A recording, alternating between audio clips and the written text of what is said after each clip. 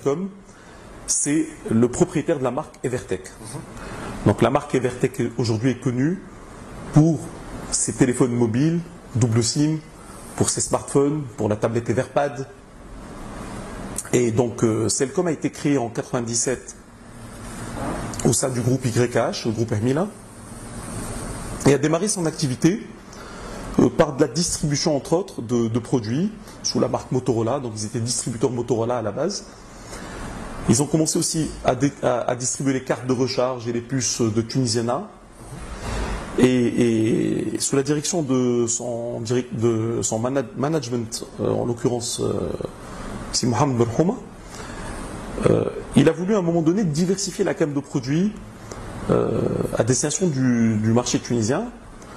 Et il a commencé en parallèle de la marque Motorola, à importer des lecteurs de DVD d'une marque italienne.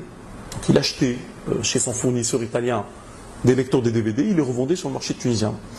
Et un jour, à l'occasion d'une visite à son fournisseur italien, lors d'une foire en Italie, il a réalisé que ce fournisseur n'était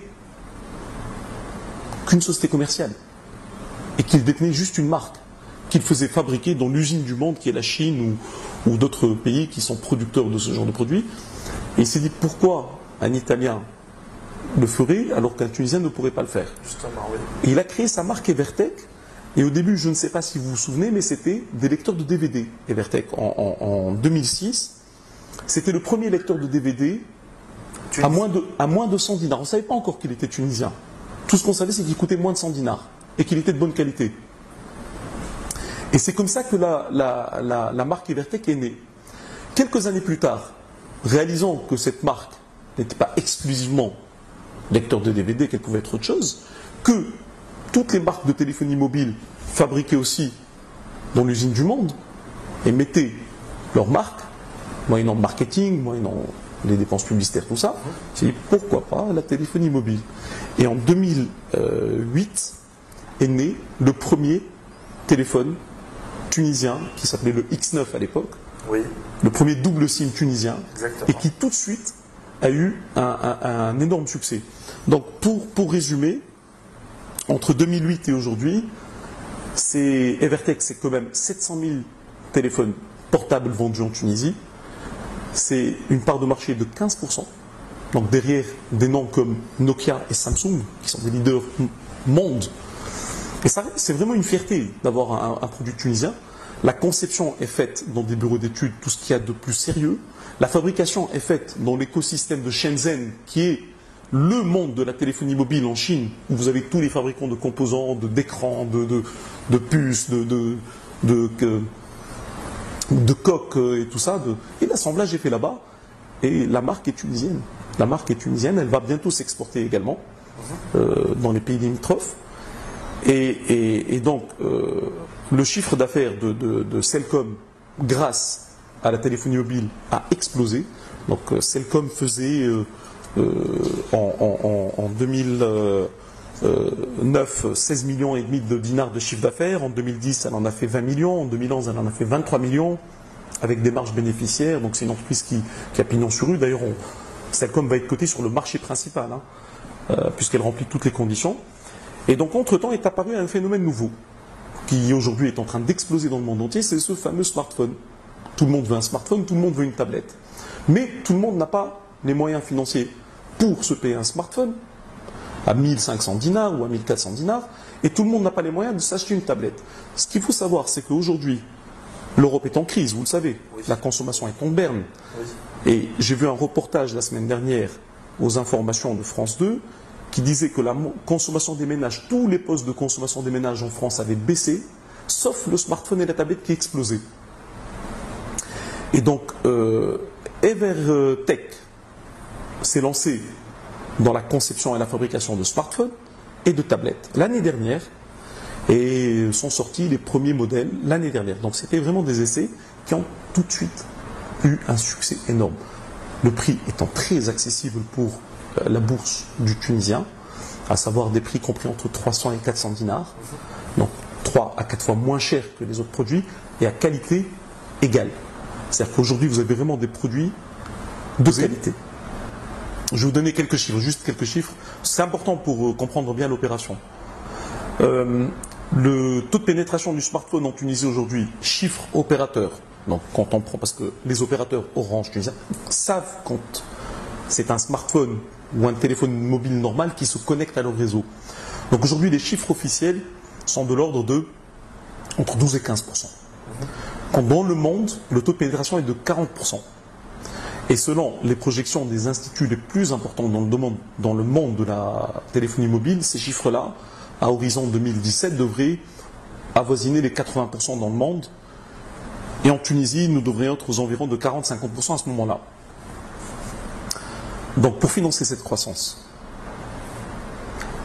il fallait beaucoup de moyens.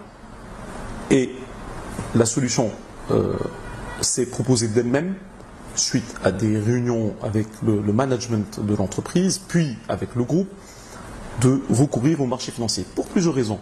Pour bénéficier pas uniquement du financement, mais comme je vous l'ai dit tout à l'heure, de tous les avantages liés à une introduction. Evertech est une marque, être coté en bourse, c'est un gage de notoriété. Vous êtes tous les jours visible partout, de par votre cotation, de par vos communications, de par... Donc, être coté en bourse, mis à part trouver de l'argent, c'est aussi se faire connaître. C'est aussi, se faire connaître, mais c'est aussi modifier le mode de gouvernance de l'entreprise. Une entreprise qui a une croissance très rapide, il faut la doter du mode de gouvernance qui lui permet de soutenir ce développement. Et la bourse répond à toutes ces contraintes. Et il y en a d'autres. Donc la bourse répond à toutes ces contraintes-là. Et donc l'introduction en bourse d'Evertech s'est posée à nous comme une chose naturelle. À moi, au management de Cellcom et au groupe YH. Et nous avons commencé à travailler sur ce dossier-là en juillet 2012, donc il y a exactement un an. Et aujourd'hui, je peux vous dire que ça va être une très belle opération. C'est une opération qui va porter sur 31% du capital après introduction. Il y aura une diffusion dans le public par augmentation de capital d'un nombre de... Alors excusez-moi, donc je vous donne le chiffre exact. Donc il y aura 930 236 actions qui vont être créées, qui vont servir, elles, à financer le développement. Et il y en aura 465 118 à céder dans le cadre d'un cash-out, ce qu'on appelle. Voilà. Donc l'opération Cellcom a obtenu l'autorisation du conseil d'administration de la bourse en date du 18 juin. Le dossier est en cours d'instruction au niveau du conseil du marché financier pour l'obtention du visa. Et nous devrions placer le titre au courant de cet été, a priori. Comme je vous l'ai dit tout à l'heure, tout opérateur économique est censé être rationnel et doit pouvoir prendre ses décisions en connaissance de cause. Aujourd'hui, on manque cruellement de visibilité. Je suis moi-même opérateur économique, et je ne vous cache pas qu'aujourd'hui, j'ai un peu de mal à prendre certaines décisions, notamment engageantes sur l'avenir de la société, du fait que je ne sais pas trop qu'est-ce qui va se passer. Mais je reste extrêmement optimiste et positif, puisque nous savons que nous avons une économie qui va réagir positivement dès que les choses se seront stabilisées. Nous avons énormément de volonté des opérateurs économiques tunisiens de faire en sorte que ça redémarre. Et donc je reste confiant quand même dans l'avenir de l'économie tunisienne dès qu'on aura passé cette phase un peu de turbulence. Pour rassurer nos clients, nous avons fait quelque chose de très simple. Nous avons basé toute notre approche sur le fondamental, Oussama. Et le fondamental vient de l'analyse, de la lecture du risque, de la lecture des chiffres. Et les chiffres ne peuvent pas vous mentir. Donc, à partir de là, si on adopte des principes très simples de prudence, des principes rationnels au niveau des choix, et qu'on se comporte de manière responsable en tant qu'investisseur, en tant qu'épargnant, vous n'avez aucun risque à ce niveau-là. Et nous véhiculons ce message auprès de nos clients, dans notre écosystème, parce qu'il n'y a pas que nos clients dans l'écosystème, il y a aussi ce qu'on appelle tous les stakeholders de la CGF, mes confrères, l'administration, les autorités, monsieur tout le monde, le client, vous, les médias. Et nous restons extrêmement confiants, à condition de respecter des règles fondamentales, classiques. Donc, pour preuve, c'est nos performances. C'est-à-dire que je ne vais pas faire de la pub pour CGF, mais bon, après tout, c'est mon entreprise. C'est celle de mes collaborateurs, parce que tous mes collaborateurs jouent un rôle très important dans tout ça. Et je tiens vraiment à les remercier à l'occasion de cette interview. J'ai cité Qais Qreya, j'aurais pu citer Bassem Naifer, qui est le patron de CGF Capital, qui a mis en place toute la partie ingénierie dans CGF. Je pourrais citer Inès Qerni, qui a mis en place tout le réseau commercial et qui a aujourd'hui en charge la plus grosse équipe de la CGF, à savoir l'équipe commerciale. Donc ces gens-là croient en CGF et donc croient indirectement dans l'environnement de CGF et dans l'économie tunisienne et font tous les jours des efforts énormes, je peux vous le garantir, au détriment de beaucoup de sacrifices personnels et autres. Donc pour tout ça, j'y crois, je pense que nous allons vraiment nous en sortir. Ça ne tient qu'à nous de gérer cette phase un peu difficile, de la gérer en adulte, en personne responsable, en jouant notre rôle d'opérateur économique, de notre rôle social également, en tenant compte des difficultés du moment, en essayant de les résoudre un par un, ces problèmes. Et nos clients, je tiens à les rassurer, nous sommes un métier très sérieux, nous sommes des gens très sérieux, contrairement à ce qu'on aurait pu penser d'un intermédiaire en bourse il y a cela quelques années. On pensait que les intermédiaires en bourse étaient des gens pas très sérieux, puis on voit finalement, avec ce qui se passe aujourd'hui, vous le savez, il y a un grand scandale en Tunisie. Oui, on va pas en parler, mais nous ne sommes pas du tout ces gens-là. Nous sommes un métier réglementé, soumis à agrément. Nous sommes contrôlés par une administration très sérieuse qui s'appelle le Conseil du marché financier.